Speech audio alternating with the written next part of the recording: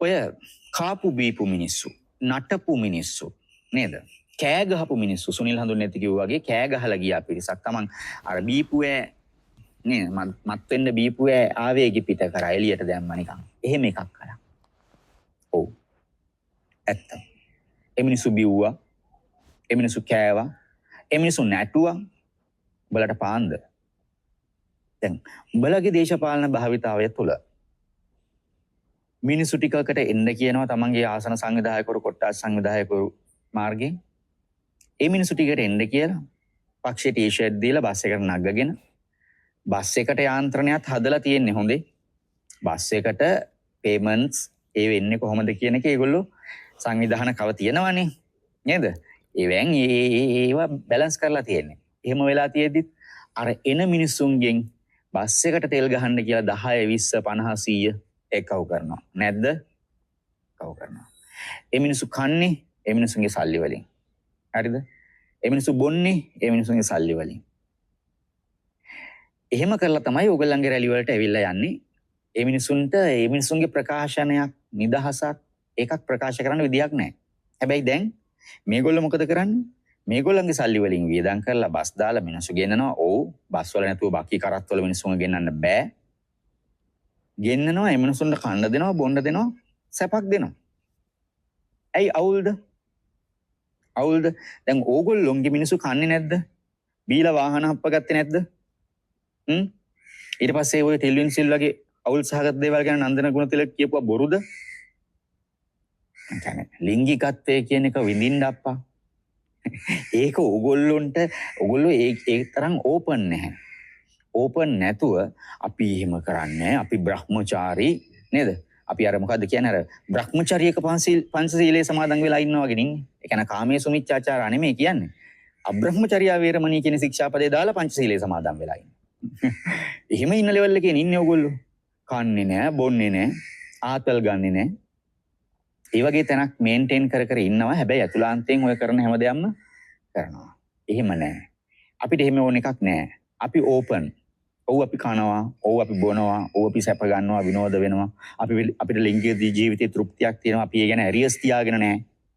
අපි ඒ ගැන ඇරියස් තියාගෙන නැහැ. අපි හොඳට ඒක විඳිනවා. හරිද? ඒ නිසා අපි ඒවට බය වෙන්නේ නැහැ. ඒ තුල ශිෂ්ටත්වයක් ආර්ට් එකක් අපි දන්නවා. බොන එකේ ආර්ට් එක අපි දන්නවා. ලිංගිකත්වයේ තියෙන ආර්ට් එක අපි දන්නවා. කන එකේ සැප ගන්න එකේ ආතල් ගන්න එකේ ආර්ට් එක අපි දන්නවා. ඒ නිසා අපි ඒක ආර්ට් එක ඇතුලේ විඳිනවා. දැන් අර ගමින් ආපු මිනිස්සු ඒ මිනිස්සුන්ට හැමදාම මේ සිංගල් මෝල්ට් එකක් ගහලා හවසට ඩිනර් එක ගන්න මිනිස්සු නෙමෙයි. නේද? ඒ මිනිස්සුන් ඉන්දියාවේ ඉන්න ප්‍රොජෙක්ට්ස් වලට ආපු අය එන්නේ නැහැ. පුද්ගලික ගෙවල් වලට සිංගල් මෝල්ට්ස් අරගෙන. නේද? හිමෙන්නේ නැහැ. ඒ මිනිස්සුන්ට ඔය ලිංගික තෘප්තිය කියන එක එක තැන්වල තියෙන මේවෙන් හම්බෙන්නේ නැහැ. මේ මිනිස්සු හරි අහිංසක මිනිස්සු ඉදා වේලා හම්බු කරගෙන කන්නේ.